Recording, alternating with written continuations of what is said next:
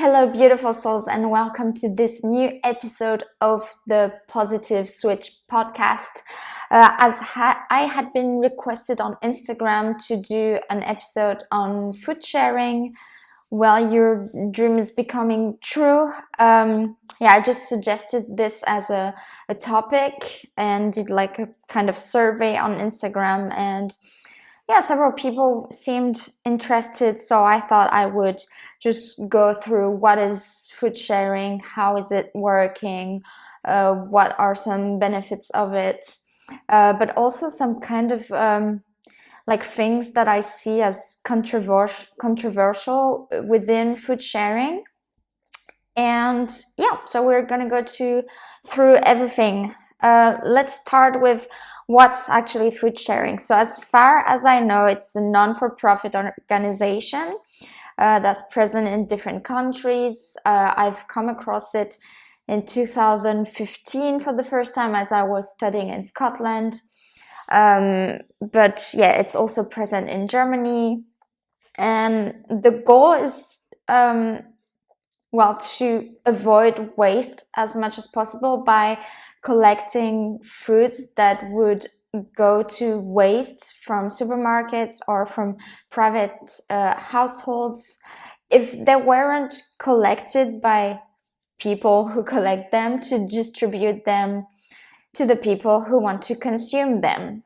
So it's basically collecting all the tons of foods which are unsold in supermarkets. And even some people can just on different social media can write a post and say, hey, this is where I live in this area and I have some leftover, I don't know, like cans of kidney beans, and I just bought too many of them and I'm not going to consume all of them. So who's interested can send me a private message. So there are different ways to kind of connect with people or supermarkets who are giving food away. And Mark and I have been getting all our fresh foods, so veggies, fruits, green leafies, and sometimes some oats as well. We're basically getting this from Foodsharing, and we have started several months ago. I think he started back last summer. So like through his family, we kind of get our foods, and this has just so many benefits. Well, of course it saves waste, because if we didn't take these foods, they would just be discarded and go to waste. And I actually took this number from the FAO, which is the Food and Agriculture Organization of United Nations.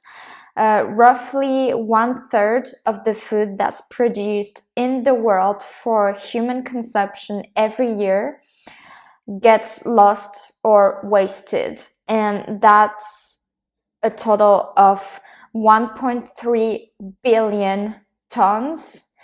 And that's just freaking crazy. Like, I don't realize how much this is, but it just sounds, as soon as there's this billion after, it's crazy. And a ton is already a huge amount of food. So you multiply that by 1.3 billion and it's just crazy. And this has different reasons, as we will see. But food sharing's main aim is to avoid waste. It also saves you time, because you actually don't really get to go to supermarkets anymore, which I actually really enjoy, because I really feel uncomfortable in supermarkets. I hate almost everything about it, that it's a very sterile environment, and that people are just always in a rush, and that you have to queue for a long time, and that you have also as for vegans, I just hate having to see displayed dead bodies of animals and their secretions, and sometimes it's just an overwhelming feeling, and there's nothing enjoyable for me about going to a supermarket. If I didn't have these fresh foods, I will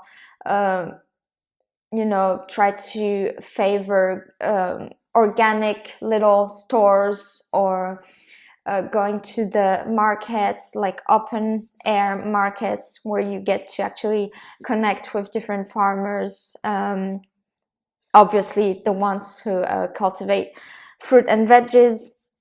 Obviously it saves you money, so I think, like, to give you an idea of what is our food cost for a month, since we all have with Mark these fresh foods that are free from Foodsharing, this allows us to really reduce our budget for food, and we usually spend about between 40 and 50 euros a month for mostly dried foods that we get in low waste, zero waste shops. So it goes from different types of legumes, beans, to grains. Yeah, that's basically it. And Foodsharing is also about not taking part in a over-consuming system that provides everything at any time. And I think that's a big problem, not just regarding consumption, like supermarkets and foods, but regarding different aspects of life. People have gotten just so used to be demanding and wanting to have, whether it's a service or a solution or something fixed, or they just want everything right now. And this results in people completely losing value of everything, of the production, not only like financial cost of something, but the sweat and blood sometimes, and all the efforts that were put into producing something. And this then leads to people just discarding used objects straight away, or a phone or whatever electronic device, when it's not working as efficiently as before. People don't even go through the process of asking themselves, okay, how can I do better the last time so that this doesn't happen? Or maybe could I use this object in a different way? Or it's just, yeah, everything has to be so quick. And yeah, I think the fact that we now have Foodsharing for Mark and I also allows you to be much more humble and satisfied about the food we have. Sometimes obviously we catch ourselves like maybe complaining about having too much or too many of one specific type of food. And I love that Mark really like got my attention on this. He told me, we should maybe try to avoid complaining sometimes when we have too much of something, because some people either don't even have those foods or don't have the budget to buy these foods, whether it's in supermarkets or on any markets. And we just have such a privilege, and yeah, we shouldn't take it for granted, and we should always remind ourselves that this has a cost for the people who produce them. Some people don't have access to these foods, and yeah, this really like spares like a great deal of time and energy for us while feeding us. Also, well, what people don't realize is that all the fruit and vegetables that they have in supermarkets, like most of them, that they're not local, they're not seasonal, and they just think, like, people imagine that those products just like land there, like like that, and that, you know, they didn't have to come from overseas, and they don't think that it has a huge impact, ecological footprint, and therefore, because everything is already there, people don't even come close to questioning their role in this, questioning their responsibility in this. And that just that's so sad, because people don't question their consumer habits. And food sharing really has allowed us, Mark and I, to really take a step back, and also to think more of our general consumption, whether it's for electronic devices or things that we would need to film videos for YouTube or to make a podcast.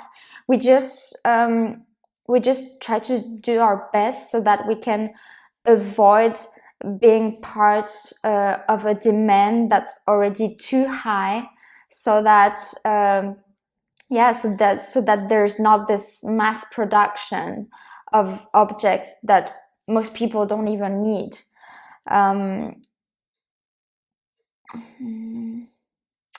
Let me see, what didn't I go through? And of course, like a big point, a main point, is that we are already over, I think it's over 7 billion, maybe even more people on this planet. And first, well, there's the problem that we think that we cannot feed everybody on this planet. But think about it. If there's 1.3 billion tons of foods that are being wasted every year, how come we cannot feed other people? Like, this has to mean that the system is already flawed, that we're overthinking people's needs, or that people are overthinking their own needs. They're engaging in a demand which they maybe should not be part of in the first place. They're overthinking what they need to consume on a daily basis, and that results in these products being wasted.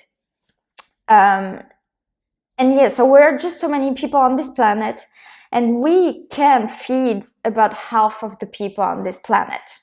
First, I've explained it in one of my episodes.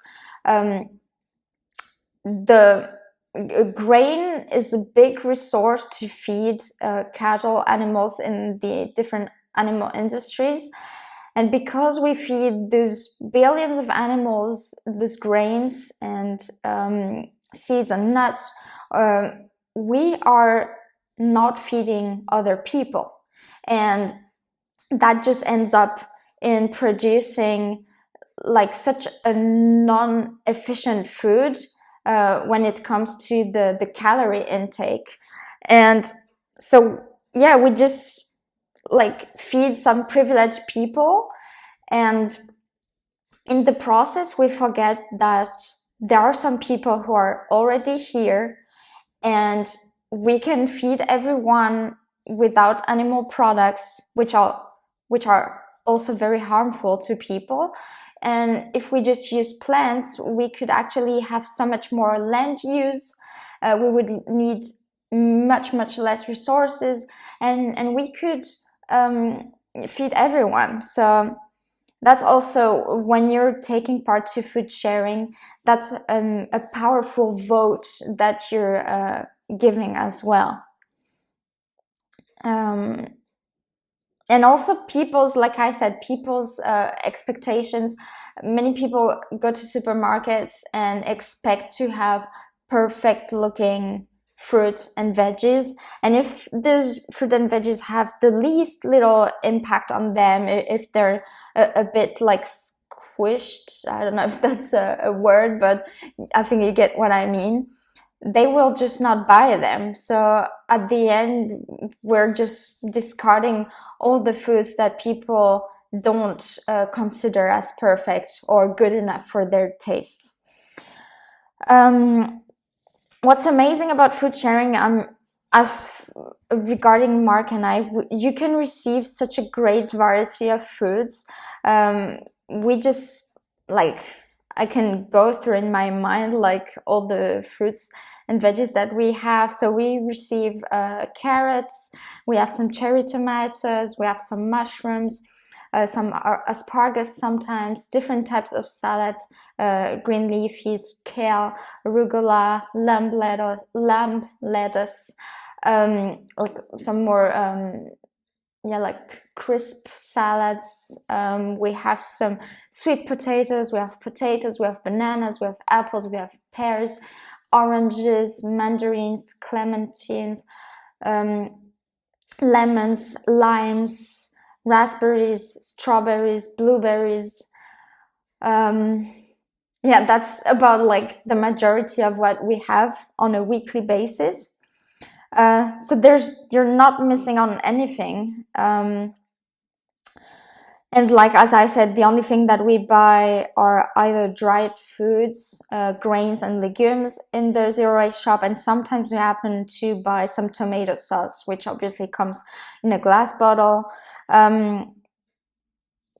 Now, and this is the part where it's getting interesting for me. I've noticed like some kind of distortions, maybe like a behavior that for me is really controversial and a contradictory, because is it contradictory? Yeah, because there are, Mark and I are vegan. We are not like collecting the food, but we are receiving the foods from different people who collect at several supermarkets. Now, I'm not perfectly aware of I'm not perfectly aware of if you have to take everything that's there at the supermarkets, or if you can take, if you're vegan, you can take only the fruit and veggies. But even if that's the case, that shouldn't be a problem, and I will explain now. So it came to my knowledge that some vegans collect fruit and veggies and animal products from Foodsharing and give them away to people, whether it's family or friends. And there are a huge load, like a shit wag of reasons why I think this is fucked up. So first, it clearly doesn't align with veganism. I don't get, why would vegans give dead bodies and animal secretions to other people? Even if the animal products collected are unsold and vegans are giving them away to people who don't have to pay them, it still sends people the wrong message. And what should actually individuals think about vegans distributing animals' dead bodies and their secretions for free? It's very confusing. It still gives people the idea that eating animals' abused and tortured bodies is okay. And even if those people who consume these animal products stop buying them in the supermarkets and therefore stop being part of the demand, they will probably keep paying for animal suffering in other ways when eating at the restaurants or going out. If they are invited at friends, those friends will definitely have bought the dead bodies of animals or their secretions. And the same people who are receiving their animal products from Foodsharing, they're still in the mindset that it's okay that their friends pay for dead animals' bodies. And yeah, so like I said at the beginning, I don't know if food sharers must take all products including the animal ones at the supermarkets. But even if they do, animal products belong in the trash and not on people's plates. Why? Well, just like buying children to abuse them is not okay, or buying people to exploit them is not okay, or for many people, buying and eating dogs and cats is not okay, getting all of those for free is still not okay. Like I wouldn't abuse a child if it's for free. I wouldn't buy people.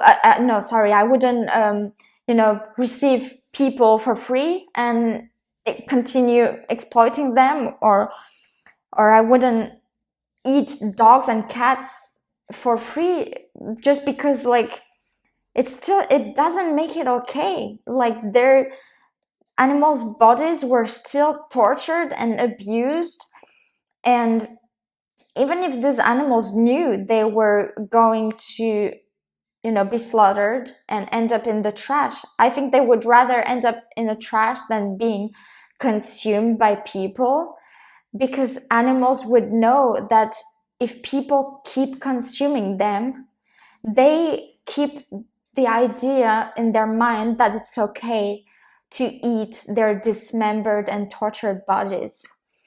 And first, what we have to understand is that those animals, they were killed for no reason. Like it's vain. Like their death was vain in the term, like what I mean is they're dead for nothing, because they shouldn't have been born in the first place.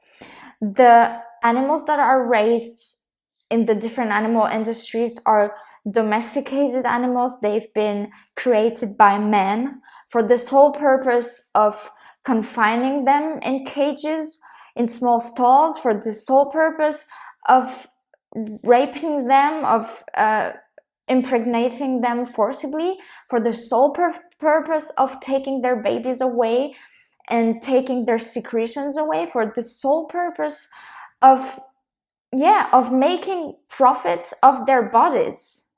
So that's the foundation that's totally screwed up.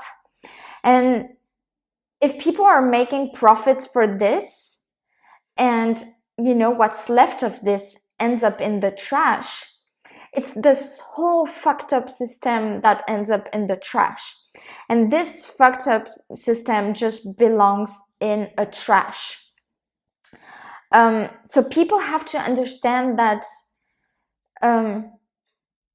yes, these animals they died for nothing, because they shouldn't have been slaughtered in the first place. They shouldn't have been murdered. They shouldn't have come to Earth to live such a miserable fate to end up in a trash. So we first have to deal with the root problem so that this doesn't happen. And for animals' bodies and secretions not to end up in the trash, well, first we have to stop exploiting them and murdering them. That's the basic. That's all there is to know. Another reason why animal products belong in the trash is simply because they don't do well in our bodies. Just like I wouldn't give free cigarettes to someone because obviously I and you and everyone knows it causes cancer, I wouldn't give animal products to feed someone, because even if they're free from Foodsharing, because I know that first, we are better off without them, and second, because they increase the risks of cancer and diabetes and more diseases. At this moment, so in this century, and even in the previous one, more people are dying because of food choices than because of car accidents or whatever other causes. Like, what people are choosing to put in their body has much more potency, much more impact than other lifestyle choices. And also the last point I wrote is that people not being part of the demand. So when people are doing food sharing and still consuming animal products, although they are not part of the demand anymore because they don't buy with their money, well, that's the problem. It doesn't make them realize that they are still engaging in a speciesist behavior by consuming animals' murdered bodies. The same people will still think that it's okay to exploit animals in order to eat them, or to go, they will still be fine with going to zoos or circuses, buying cosmetic products that were tested on animals and for which animals had to die, and they will probably keep wearing their dead skin or fur. So yeah, in the end, I don't understand why vegans would do that and collect food from Foodsharing, animal products, to feed them to people. It's just such a screwed up thinking. I don't get it. So if that's the case, if you're starting with food sharing, that's something you have to be conscious about. And if you're in this case, you do whatever you want with your consciousness, but at the end of the day, I want to stick to my values, and I know the hell that these products represent. Well, they're not products, but they're these industries, and I don't want in any way, whether it's by giving for free or not, I don't want to support the idea that it's okay to eat the murdered bodies coming from different industries. So if you're in this situation, it's your first time food sharing and collecting food at the supermarket, if you have to take all of the products, take all of them, but then go somewhere and just leave the animal products in a trash. I already explained why this is the product of violent industries, of cruelty industries who are only aiming at making profit. So these are the values that you want to leave in the trash. I think that's a better way of explaining it. The animal products, they just have so much harm that comes with them, and they remind us of our own vices, of people's vices, of our perversity, by the perversity of thinking that we're superior to other species, and that gives us the right to exploit them and to murder them. So all these values that surround these industries, they just belong in the trash.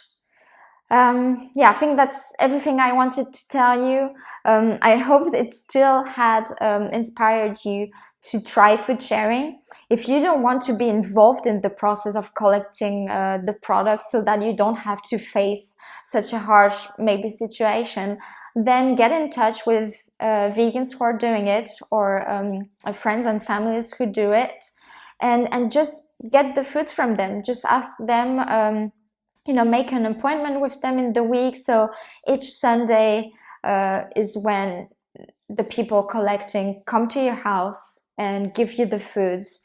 And that's what Mark and I do. And I think it just was really important to mention this, and so that people really understand what are the different things that are at stake when you choose to take part in food sharing. I hope this was interesting and helpful to you in some way. I would highly appreciate if you could leave me a review on Apple Podcast. It would just help me to reach more people, so that we can raise more awareness about speciesism and other types of issues and discriminations and injustices. And that's what really helps us to make this world a better one. I will see you in the next episode. Bye bye.